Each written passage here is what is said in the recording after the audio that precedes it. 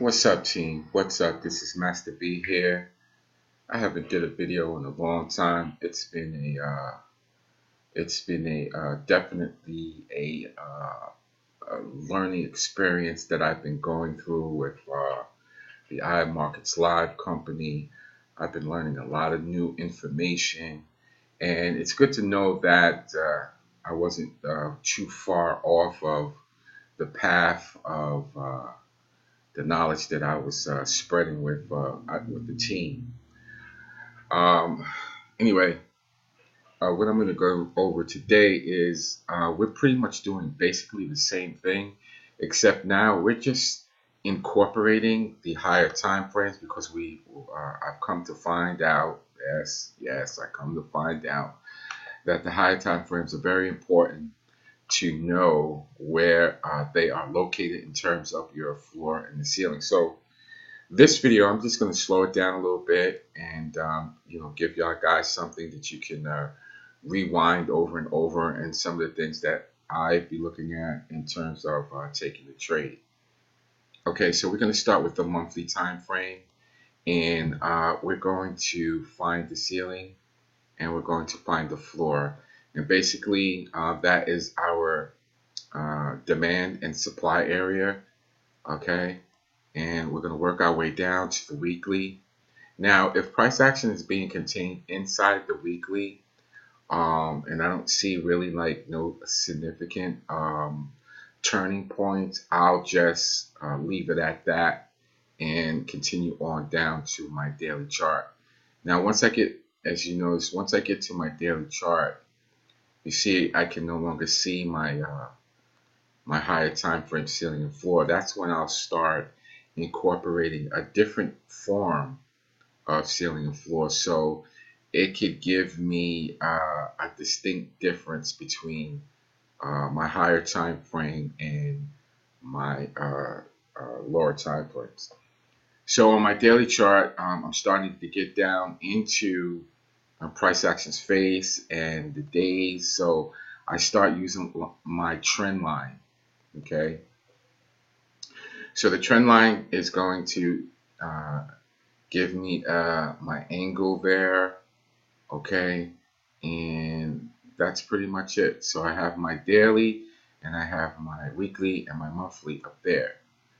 I continue working on down till I get to the 4 hour, and if I can see that there is a new or an alternative floor and ceiling in between my higher time frames, I'll mark those too. So I wanted to get a distinct difference between my floors, so I'll put me a different line in there, and I'll do something like that. So that's letting me know that this is from my 4 hour, that's my daily, and then I have my monthly and weekly. Okay. Now, the reason that we put our higher time frames down onto the chart that you're going to actually trade from is so that when you're taking a trade, like let's say we was taking a trade here, um, we wouldn't look to continue here until she breaks this higher time frames floor, okay, which is a support area. Okay, so you don't want to be taking a trade of a sell into a support area. So that's one of the reasons why we bring down that top-down information, so we know where the higher time frames floors and ceilings are located, that we're not bumping up into them. Okay. All right. So once my 4 hours is done, I go down to my one, and now we really want to start getting into price actions phase. Okay. We could put a trend line here. Okay. Now my solid trend line is letting me know that we are on, lower time frames below the 4 hour. Okay.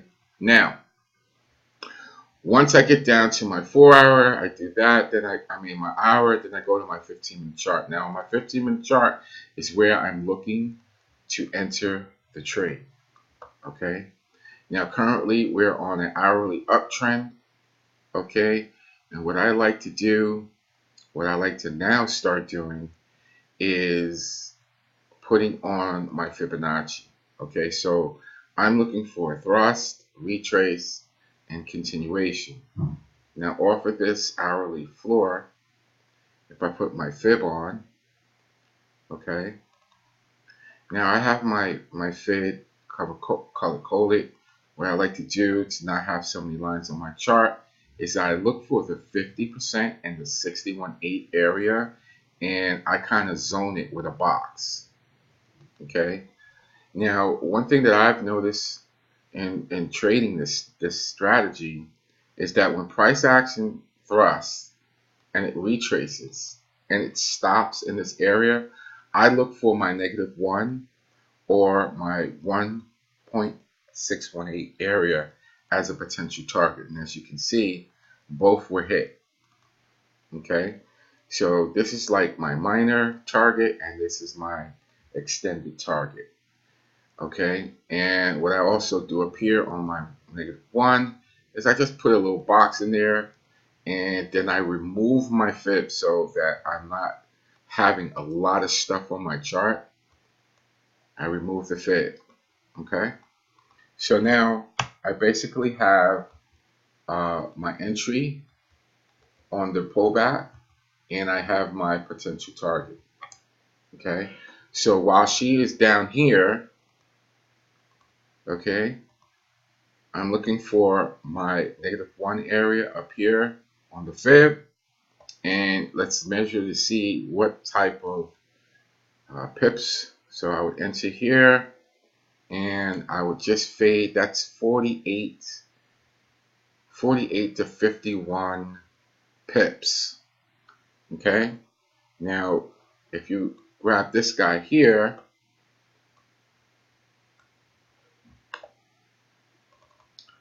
your little chart here, okay, that was 48 pips, 40 pips from 0 to standard lot.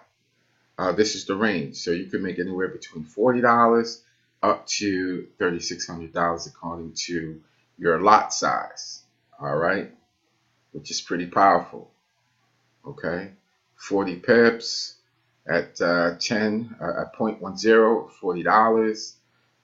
If you trend trade that, you know, so that's a pretty nice move.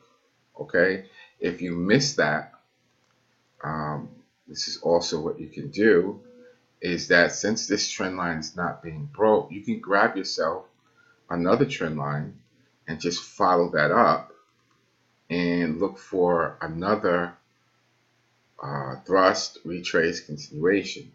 Okay, now what I've learned that this is also considered a flag. Okay, so when she pulls back on this entry, on this break, there's a potential for another possible 43 ticks. Okay, so on the first run you got 40. That's almost 80 ticks. So anything above 60 pips, you know you're making pretty nice money. Okay, so I just wanted to do a quick video on using the Fibonacci and placing the 50 and the 61 zone off of the fib and look for that potential target. Okay, let's go to another time frame and pretty much do the same thing. So we go to our monthly, and on our monthly, looking for the ceilings and the floors, or the supply and demand area of price action. Okay, so that's my monthly. Then I work down. Oh, excuse me. Then I work down to my weekly. My weekly, I'm doing the same thing, unless it's being contained inside my daily. I keep working down. Okay, so now we're on the daily chart. Okay, so I want to start bringing in my trend lines. Okay, and start narrowing in price. That's my trend line there. And if you notice, if we just stopped here at the fib, okay, we had a nice pullback to our 5061 zone. So potential target for this setup is still up here. But we can't get blindsided by that target because we still have a serious resistance or supply area up here, which is acting as a ceiling. So we want to keep that in mind. Okay, so we have to see what type of reaction she's going to do there. So I'm going to leave that up there and continue doing downlight analysis. 4 hour. Okay. Let me move the fib. All right. So you can see she's already starting to turn and reject that area. So let's see. We had a break here, pull back, possible ceiling. So I'm gonna just give that a little area for where she possibly can pull back to, and I just continue working down until I get to my 1 hour and squeeze your chart in, see what the activity is. She's already starting to pull back on the 1 hour. All right, and that's pretty much basically how we do it. Okay, now what you want to do to give yourself practice is that you want to go through as many pairs and wash, rinse, and repeating your setup and prep work until it becomes second nature. All right. So here's one we didn't do, the US CAD. Let's go to the monthly. You want to get this sucker down to like where you're doing this in seconds. Okay, so we have ceiling, floor. Okay, next one, weekly. Okay, pretty much contained inside. What I like to do here is I want to bring up a trend line here. Okay, start boxing her in. Then I go to my daily, and as you can see, she's pulling back to that daily floor. We're going to box this top in with the trend. Just do it like this. Now also, by doing prep work, you also create sweet spots that I call sweet spots. These are areas where if price breaks, we're looking for a break, pull back, and then a continuation up to that higher time frame ceiling or floor, or vice versa. Thrust, pull back, continuation. Okay, so during the course of the week, you want to see how these guys manifest, and that is how we do it on the daily. Then we go down to the 4 hour, reset, and see, now you see there is some ceilings and floors in between our daily. So you want to mark those areas because those areas turned around. They had an issue there. Except you just want to maybe change the color or put a different line there. So I'm going to put that line there. Okay. And I'll put a line there. And yeah. So once again, creating sweet spots in the market. Okay. All right. Good. And then last but not least, I get down to my 15-minute chart. And now I'm just pretty much monitoring. I am monitoring my 15-minute chart. Okay. Now, when I get down to my 15-minute chart, I'm seeing my top-down analysis is already in. So now what I want to get to is I want to start really getting busy with my Fibonacci. Okay.